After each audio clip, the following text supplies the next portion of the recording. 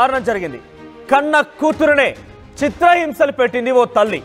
వివాహేతర బంధానికి అడ్డుగా వస్తుందని చెప్పి కన్న కూతురునే చిత్రహింసల గురి చేసి చాలా దారుణాతి దారుణంగా కొట్టడం, తిట్టడం.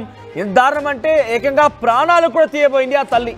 వివాహేతర సంబంధానికి అడ్డుగా వస్తున్నారని కన్న పేగునే చంపేయబోయింది. కన్న పేగు పైన చాలా దాష్టికానికి పాల్పడేది తల్లి మాధవి. 5 రోజులుగా అన్నం పెట్టకుండా అట్లకాడతో వాతలు పెట్టింది. సో మొత్తం మీద అక్కడ ఉన్నటువంటి స్థానికులు ఈ విషయాన్ని గమనించి 1098కి ఫిర్యాదు చేశారు. అధికారులు, పోలీసులు రాకని గమనించిన ఆ తల్లి పాపను దాచిపెట్టి పరారైపోయింది.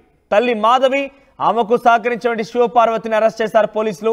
నరసరావుపేట శిశు సంక్షేమ గృహానికి ప్రస్తుతం ఆ బాలికను తరలించారు.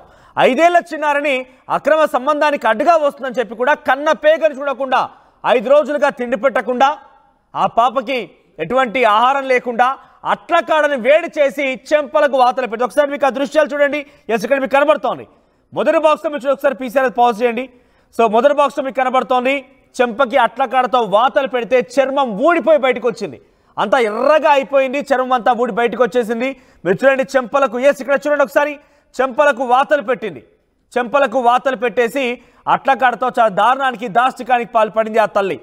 కన్న తల్లేగా చేసింది అక్రమ సంబంధానికి అంటే ఎంత మైమర్చిపోయింది, ఎంత మత్తప్పిపోయింది.